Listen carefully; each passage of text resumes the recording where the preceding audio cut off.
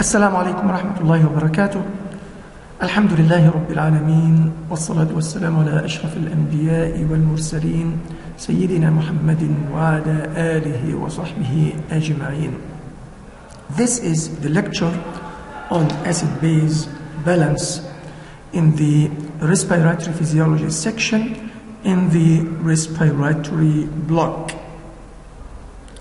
I believe that you have covered this topic in several courses before, but because of the importance of this topic, we will describe the mechanisms for acid-base balance and the abnormalities in acid-base balance in this lecture. So a very important and basic question is what determines the blood pH? The pH of the blood depends on the ratio of the concentration of bicarbonate ions to the concentration of carbonic acid. And in practice, the blood pH depends on the ratio of the concentration of bicarbonate ions to the partial pressure of carbon dioxide in the arterial blood, because the concentration of carbonic acid in the arterial blood is equivalent to the partial pressure of carbon dioxide in the arterial blood multiplied by 0.03. 0.03, this is the solubility coefficient of carbon dioxide in the arterial blood, and this law is Henry's law, and we have covered Henry's law in a previous lecture. So, can we prove that the blood pH is determined by the ratio of the concentration of bicarbonate ions to the partial pressure of carbon dioxide? Yes, we can prove that using Henderson-Hasselbalch's equation. So in this equation, if we substitute the concentration of bicarbonate ions and the partial pressure of carbon dioxide in the arterial blood, the answer is 7.4. So, if the ratio is 20, then the pH is 7.4. If the ratio is greater than 20, the pH of the blood is greater than 7.4. And if the ratio is less than 20, then the pH is less than 7.4. So if the bicarbonate concentration in the blood is kept normal at approximately 24 millimoles per liter or 24 milliequivalent per liter, and the partial pressure of carbon dioxide in the arterial blood is kept normal by the respiratory system at 40 millimeters of mercury, the ratio is 20 and the pH of the blood is 7.4. The normal range for the pH of the arterial blood is 7.35 to 7.45. So conditions which cause the arterial pH to be outside of the normal range could be respiratory disturbances resulting in changes in the arterial partial pressure of carbon dioxide. And if the arterial partial pressure of carbon dioxide increases, this results into acidosis. And if the arterial partial pressure of carbon dioxide decreases, this results into alkalosis. So respiratory acidosis and respiratory alkalosis, they arise when the lungs fail to maintain the normal arterial partial pressure of carbon dioxide. If the kidneys fail to maintain the normal concentration of bicarbonate ions in the arterial blood, this would result into metabolic acidosis or metabolic alkalosis. So, as we have just mentioned, it is the ratio between the concentration of bicarbonate ions in the blood and the partial pressure of carbon dioxide in the arterial blood that determines the pH of the blood. So a question arises, is there a tendency for the plasma partial pressure of carbon dioxide to change, and consequently the ratio changes and the pH of the arterial blood changes? The answer is yes. There is a tendency for the arterial partial pressure of carbon dioxide, in fact, to change, because the volatile acid carbon dioxide is considered as a volatile acid, is continuously produced in the body by the cellular metabolism in all the tissues of the body. So because of that, there is a continuous tendency for the arterial partial pressure of carbon dioxide to rise. Would this result in a decrease in the pH? No. As long as the respiratory system is normal and there is no respiratory disorder, carbon dioxide will not pose a pH problem. And carbon dioxide only poses a pH problem if there is a respiratory disorder, because the lungs counteract the tendency of carbon dioxide to rise and prevent the change in the pH. Another question arises, is there a tendency for the plasma bicarbonate ions to change, and consequently the ratio is not 20 now and the pH of the arterial blood changes? The answer is yes. There is a tendency for the bicarbonate ions to fall. Remember, in the previous slide we mentioned that there is a tendency for the arterial partial pressure of carbon dioxide to increase. Why is there a tendency for the concentration of bicarbonate ions in the blood to decrease?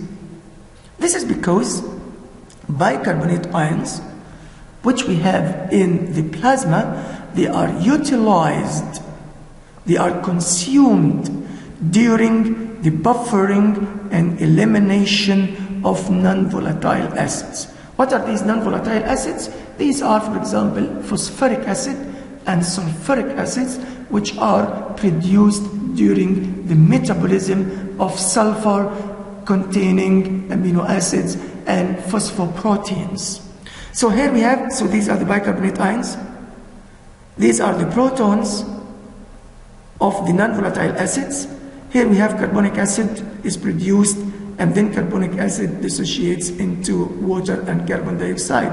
Thus, the bicarbonate ions, they are consumed in the process of buffering of the acids, which are normally added to our plasma because of the metabolism of the sulfur and the phosphorus containing amino acids and phosphoproteins.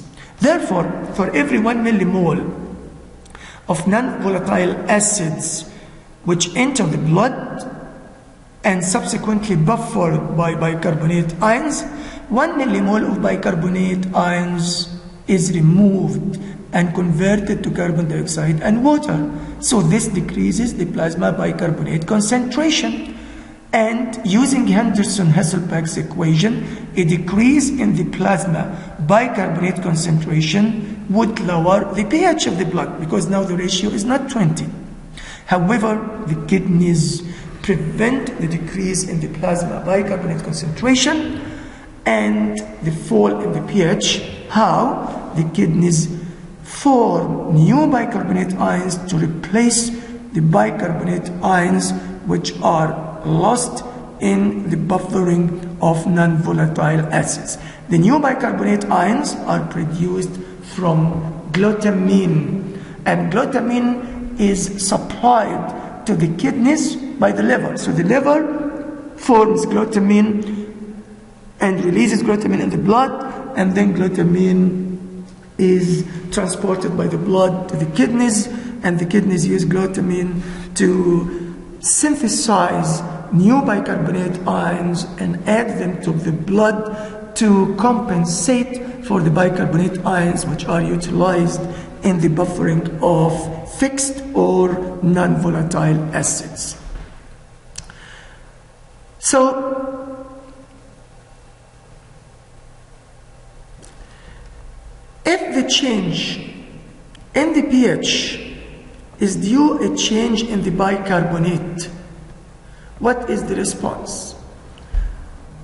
Remember, we mentioned that the ratio of the concentration of bicarbonate ions to the arterial partial pressure of carbon dioxide should be maintained 20 in order to keep the pH of the blood 7.4. The concentration of bicarbonate ions is maintained normal by the kidneys, and the arterial partial pressure of carbon dioxide is maintained normal by the respiratory system. If a change in the bicarbonate ions happens, the pH will change. So what will be the response? Now the respiratory system will act and brings compensation for that. So if the change in the pH is due to a change in the bicarbonate concentration, what is the response? And if the change in the pH is due to a change in the arterial partial pressure of carbon dioxide, what is the response? In the first scenario, the respiratory system would compensate. In the second scenario, because the problem is in the respiratory system, the kidneys or the renal system would compensate. It is important to remember that the pH can be returned to normal if the ratio is returned to normal, 20. But both parameters, both the concentration of bicarbonate ions and the partial pressure of carbon dioxide in the arterial blood themselves may be abnormal. So any condition which makes the plasma in the arterial blood more acidic is referred to as an acidosis, and any condition which makes the arterial plasma more alkaline is an alkalosis.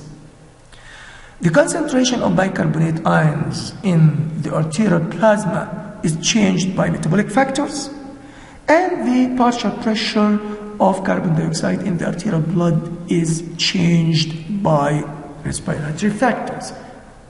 We have all agreed upon these facts. The abnormal conditions in the acid-base balance are classified or categorized according to whether the disturbance has a metabolic or has a respiratory cause.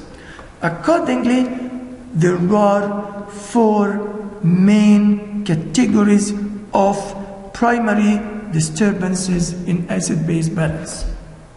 We have the metabolic acidosis, characterized by low bicarbonate concentration in the arterial plasma. Metabolic alkalosis, characterized by high bicarbonate ion concentration in the arterial plasma. Respiratory acidosis, characterized by high partial pressure of carbon dioxide in the arterial blood. And respiratory alkalosis is characterized by low partial pressure of carbon dioxide in the arterial blood. So, again, if there is a disturbance in the acid-base balance, the disturbance could be due to an abnormality in the concentration of bicarbonate ion in the arterial blood, or an abnormality in the partial pressure of carbon dioxide in the arterial blood, or it could be mixed. So, if the abnormality is metabolic, the respiratory system would compensate. If the abnormality is in the respiratory system, the kidneys will compensate. We call compensation by the respiratory system respiratory compensation, and compensation by the kidneys metabolic compensation. So, the respiratory and the kidneys, they respond to the acidemia or alkalemia, i.e. to the acidosis or alkalosis, which result from the primary disturbance.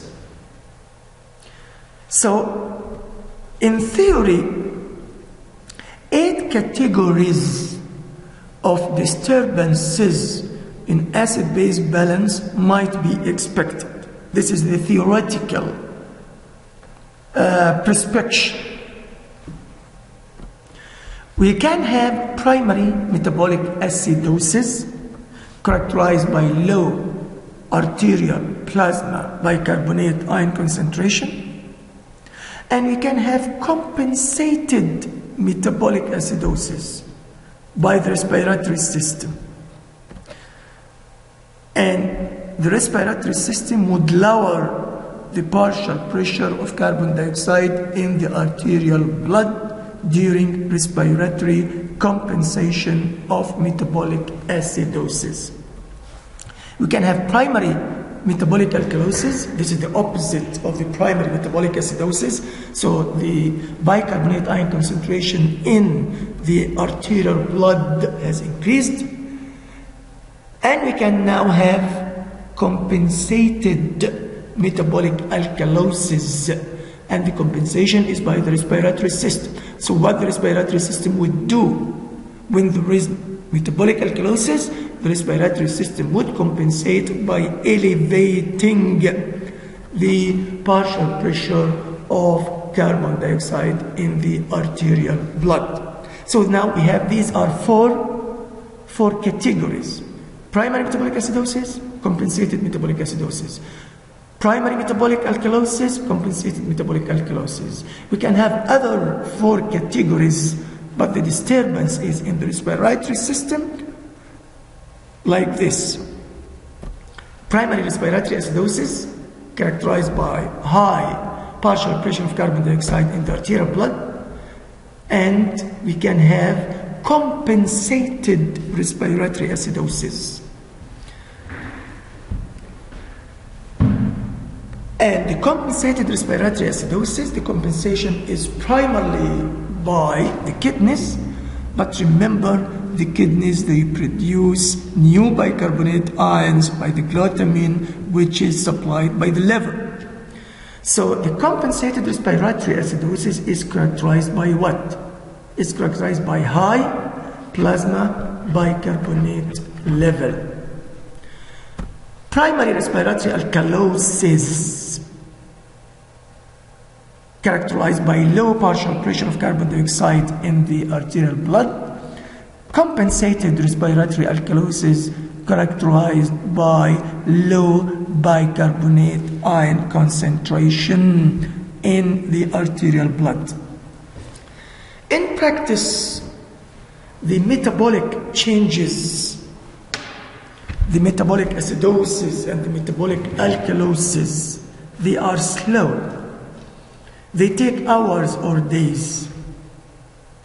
And compensation by the respiratory system in metabolic disturbances develops along with the developing metabolic disturbance. So, theoretically, we can have primary metabolic acidosis and primary metabolic alkalosis.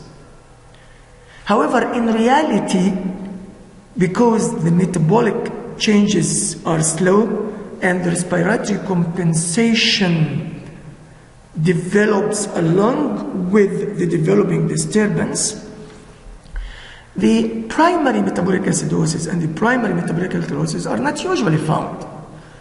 So what we usually see is the compensated metabolic acidosis or the compensated metabolic alkalosis. And the compensation could be partial compensation by the respiratory system or complete compensation by the respiratory system.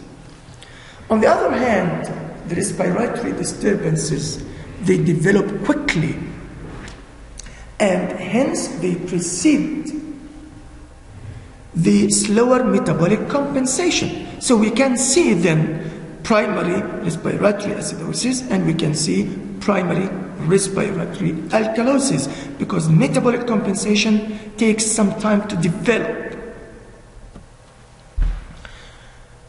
So if we have a case with an acid-base disturbance or disorder, how can we analyze this case? Very simple. We need to examine first the pH, and we classify the disorder as either acidosis or alkalosis according to the pH. If the disturbance is an acidosis, then you need to examine the value of the arterial partial pressure of carbon dioxide. If it is high, the acidosis is respiratory.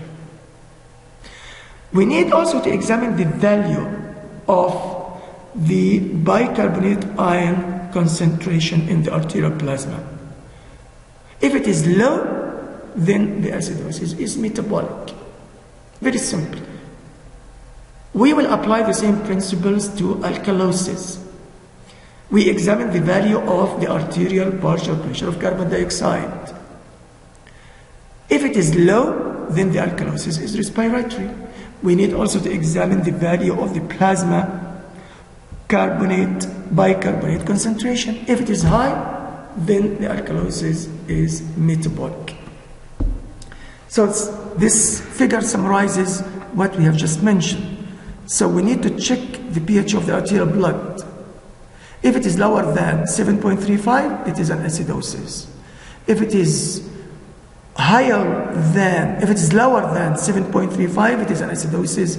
If it is higher than 7.45, it is alkalosis. Remember, the normal range of the pH of the arterial blood is from 7.35 to 7.45.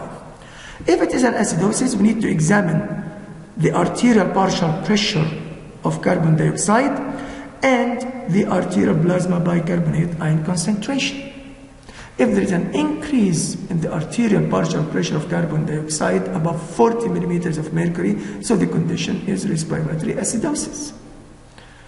And respiratory acidosis can be compensated by the kidneys. We might have renal compensation. How the kidneys would compensate? In the case of respiratory acidosis, the kidneys will compensate by adding more bicarbonate ions to the plasma. So now the bicarbonate ion concentration in the arterial plasma is greater than 24 or 25 millimoles per liter. So same thing applies to the metabolic acidosis, to the metabolic alkalosis, and to the respiratory alkalosis when we analyze a case of acid-base disturbance. We can use what is known as the nomogram in analyzing the acid-base disturbances. What is this nomogram? Nomogram relates the pH of the arterial blood and the bicarbonate ion concentration in the arterial plasma and the partial pressure of carbon dioxide in the arterial blood. So on the x-axis, this is the pH, and in the y-axis, this is the concentration of bicarbonate ions in millimoles per liter or in millimolar in the arterial plasma. And the third axis, if you like, these are the isobars of the partial pressure of carbon dioxide. So this is the third dimension. So one dimension is the pH, the other dimension is the concentration of bicarbonate ions in the arterial plasma, and the third dimension is the partial pressure of carbon dioxide in the arterial blood. So the pH, as we mentioned, is dependent on the ratio between the concentration of bicarbonate ions in the arterial plasma and the partial pressure of carbon dioxide in the arterial blood. So when the bicarbonate ion concentration is normal, which is 24, and the partial pressure of arterial carbon dioxide is 40, the pH is what? We can just drop a perpendicular line here. The pH is 7.4. So this is the normal scenario. If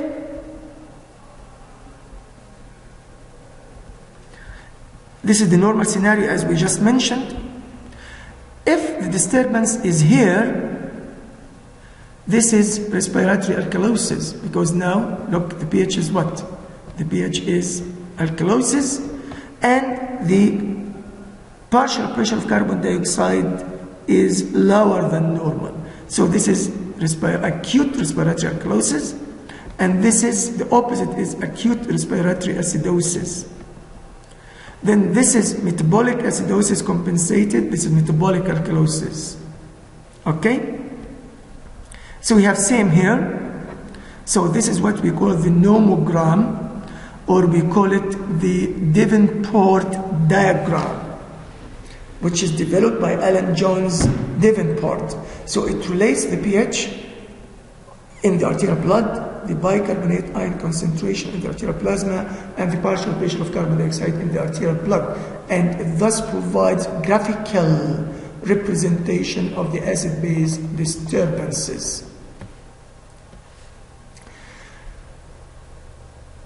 So, if we have a case of respiratory acidosis, again, the level of carbon dioxide in the arterial blood is increased, and this can be due to hypoventilation or poor exchange of gases at the lung because of pulmonary diseases, or because the respiratory center itself is inhibited, for example, by drugs like opiates, morphine, or benzodiazepines. Respiratory alkalosis is the opposite of the respiratory acidosis. It is characterized by a decreased level of partial pressure of carbon dioxide in the arterial blood, which can be due to what? It can be due to hyperventilation. For example, living at high altitude results in respiratory alkalosis, anxiety, hyperthyroidism, and acute aspirin toxicity, because when there is acute aspirin toxicity, this stimulates the respiratory center. Metabolic alkalosis is characterized by increased level of bicarbonate ions in the arterial plasma, so there is base excess. So the bicarbonate ions levels in metabolic alkalosis is at least 2 millimoles or 2 milliequivalent per liter above normal. And this is expressed as a positive number. Positive 5 means that the bicarbonate ion concentration in the arterial blood is 5 millimoles or 5 milliequivalent above the normal. What are the causes of metabolic alkalosis? The causes, for example, gastric vomiting or nasogastric tube. Other causes, for example, some diuretics, or it could be due to the ingestion of too many alkaline drugs. Metabolic acidosis is the opposite of metabolic alkalosis. So in this disturbance, there is negative base excess. And this negative base excess is expressed as a negative number. For example, minus 5 means that the bicarbonate concentration in the arterial plasma is 5 millimoles or 5 milliequivalents below normal. The causes could be renal diseases, ketoacidosis, which can be due to diabetic ketoacidosis or starvation, lactic acidosis. These are fixed acid. Now more fixed acids are added to the plasma and more bicarbonate ions are consumed in the process of buffering of these fixed acids. Or it could be to diarrhea or toxins. Another important physiological concept in acid-base balance and acid-base disturbances, especially in the diagnosis of metabolic acidosis is what is known as the anion gap of the plasma, or simply the anion gap. What is this anion? You remember the anions, these are the negatively charged electrolytes. Gap means that there is a gap in the anions. The anion gap is a measurement which is useful in the diagnosis of acid-base disturbances, especially the metabolic acidosis. This anion gap is based on the principle of electroneutrality. What's the meaning of electroneutrality? For any body fluid compartment such as the plasma, the concentration of cations should be equal to the concentrations of anions.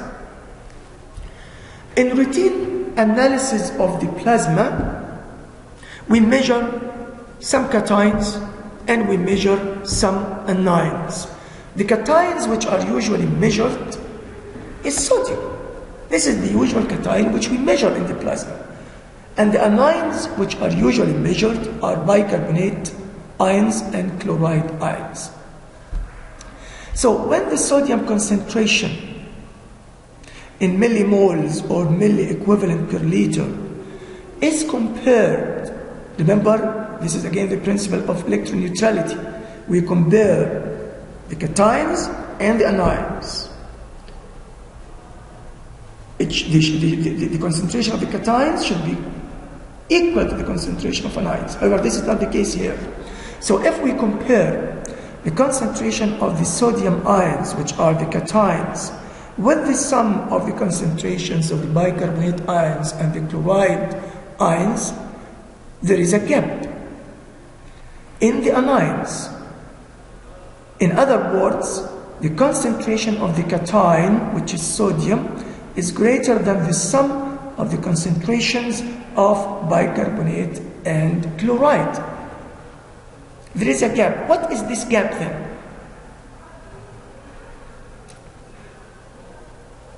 This gap is because there are anions in the plasma which we do not measure. These anions include the plasma proteins, the phosphates, the citrate, and the sulfate, because we usually measure chloride and bicarbonate. So here we have, these are the cations, sodium, and the anions which we usually measure, chloride and bicarbonate.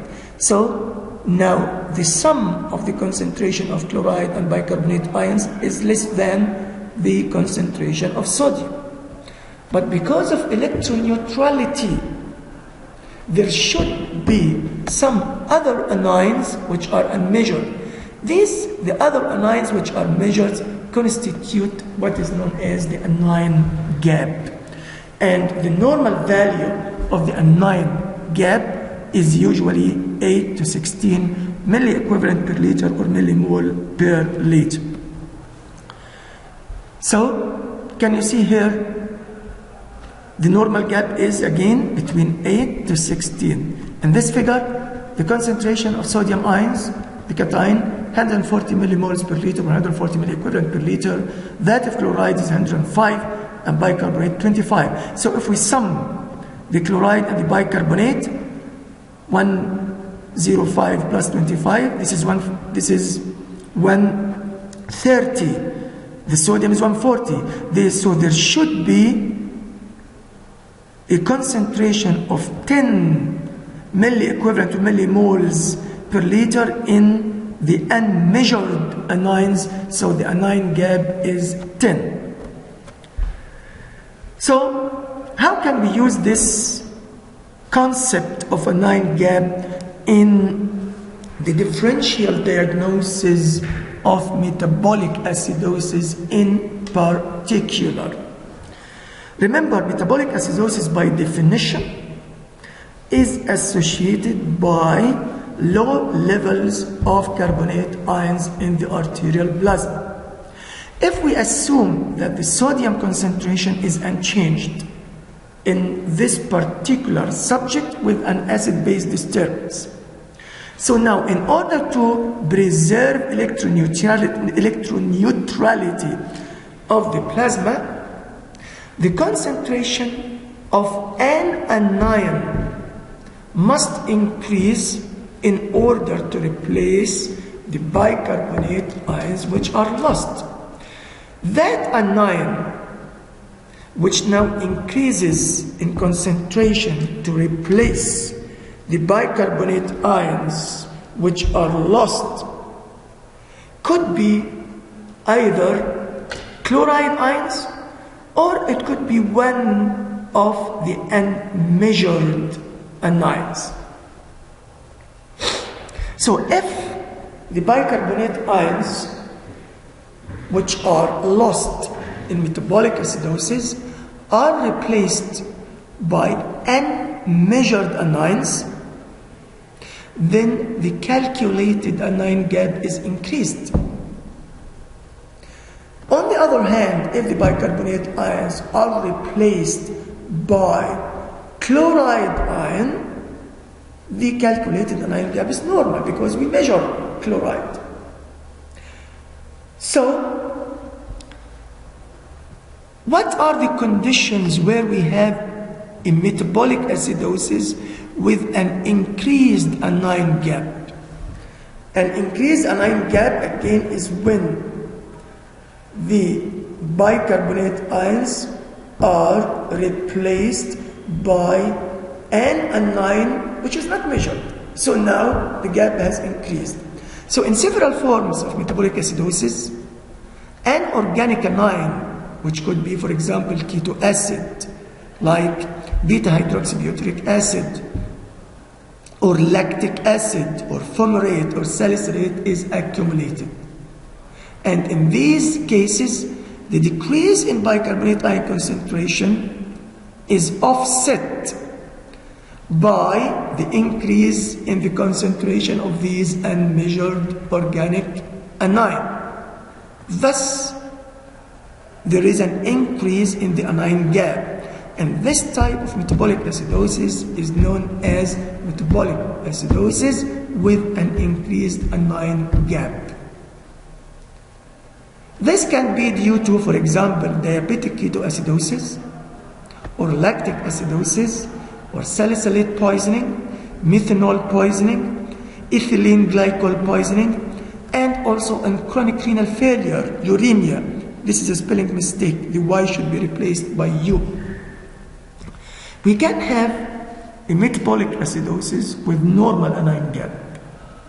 This is when the decrease in the concentration of bicarbonate ions in the arterial blood is compensated for by an increase in the chloride ion concentration. And we measure chloride, so the anion gap will be normal.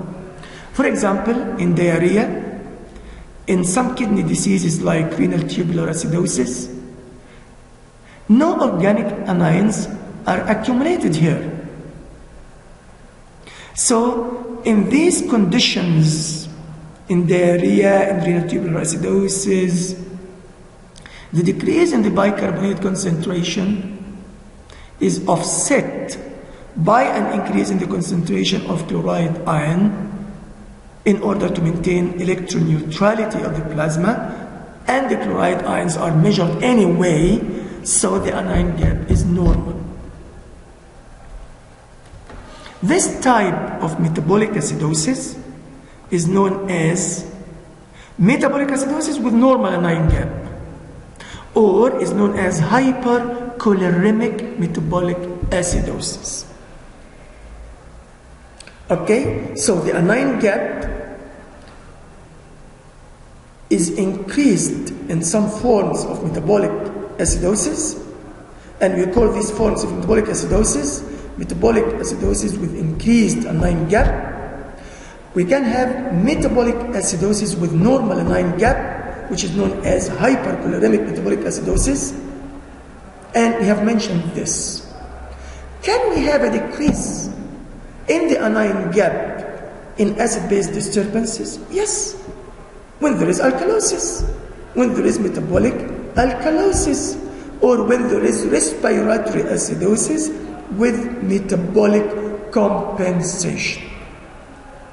So here we have, this is A is the normal ion distribution with an anion gap which ranges from 8 to 16 milliequivalent or millimole per liter. What happens here? Here now the bicarbonate ion concentration has decreased, and the decrease in the B and the decrease in the bicarbonate ion concentration, chloride is still the same, and the decrease in the bicarbonate ion concentration is compensated for by an increase in some of the unmeasured anion. So the anion gap has increased. So this is metabolic acidosis with increased anion gap. What about this? The chloride has increased, so this is hyperchloremia. Bicarbonate ions, to start with, have decreased, so this is a metabolic acidosis. Metabolic acidosis and the decrease in the bicarbonate ion concentration has been compensated for by an increase in the chloride concentration, so the anion gap is the same as normal. So this is a metabolic acidosis with a normal anion gap, which we also call hypercholoremic metabolic acidosis. Okay? So, again, this is a repetition of what we have just mentioned in the previous slides, is about the respiratory compensation and the metabolic compensation, and we have discussed this in the previous slides.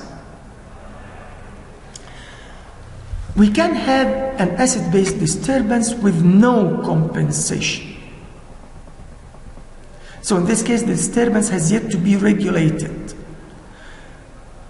like the primary respiratory acidosis and the primary respiratory alkalosis. We can have these categories because the respiratory disturbances, they are quick to develop, and the metabolic compensation might take some time to develop, so we can have uncompensated respiratory acidosis and uncompensated respiratory alkalosis. The compensation in the acid-base disturbances could be partial compensation, or it could be full compensation. In partial compensation, the disturbance is being regulated, is under regulation, and the regulation is taking the pH of the blood towards normal. However, the pH is not yet normal. So the pH is not normal, the partial pressure of carbon dioxide in the arterial blood is not normal, and the bicarbonate concentration in the arterial plasma is not normal. When the disturbance is fully compensated, it means that the disturbance has been regulated to normal. So the pH is normal.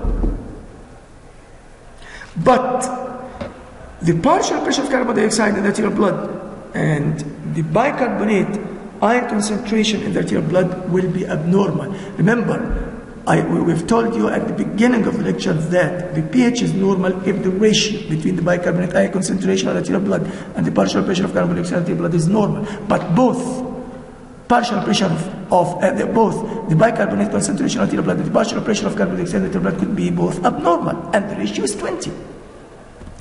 So these are examples of disturbances of acid-base balance. So in this example, can you see this? The pH is 7.01, so it is an acidosis. The partial pressure of carbon dioxide in the arterial blood is 58 millimeters of mercury. So there is a respiratory problem. And the bicarbonate ion concentration in the arterial blood is 14, so it is a metabolic problem. So this is a mixed what? Respiratory acidosis and metabolic alkalosis. In the opposite scenario, the pH is alkalosis. The partial pressure of carbon dioxide is lower than normal, and the bicarbonate ion concentration is greater than normal. So this is a mixed disturbance. And finally, we can have graphic representation of acid-base balance, of acid-base disturbances using the Davenport diagram. This will show us the primary disturbances and the compensation, and you can go through these slides yourself, and if you face difficulty, you can contact me to clarify the difficulty you would or you have faced.